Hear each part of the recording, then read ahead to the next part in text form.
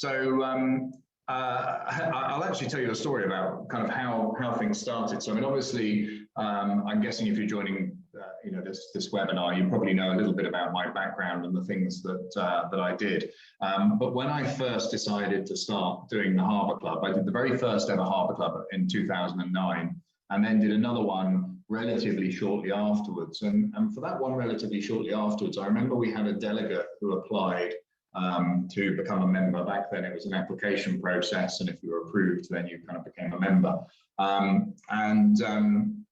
We had somebody who had applied to join, and everybody before that had been, a successful entrepreneur who'd run businesses, often won awards for the businesses that they were running, and I would say were kind of, leaders in their field in entrepreneurship.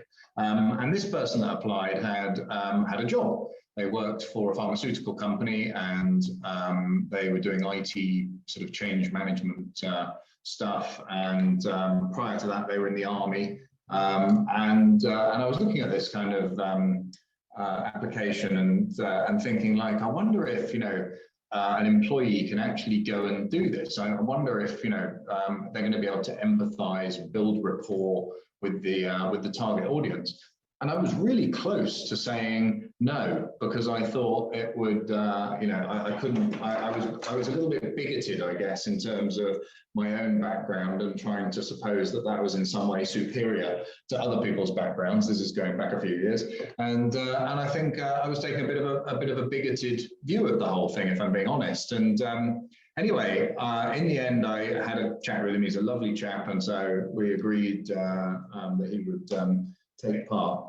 And over the next 12 months, he did 8 deals. And no one, I mean, obviously we only had 9 members at that point, but no one had done anything like that in terms of performance. He was just an absolute machine. And I think a really big part of it was that because of the military background and then being an employee, he was quite good at doing what he was told to do. So when we set out a process or a system for him to follow, he was very good at going out and executing it and following it.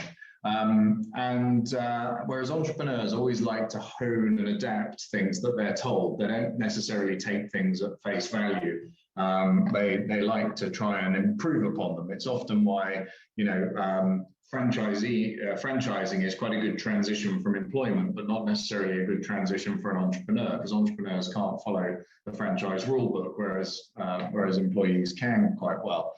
So yeah, he was incredibly successful.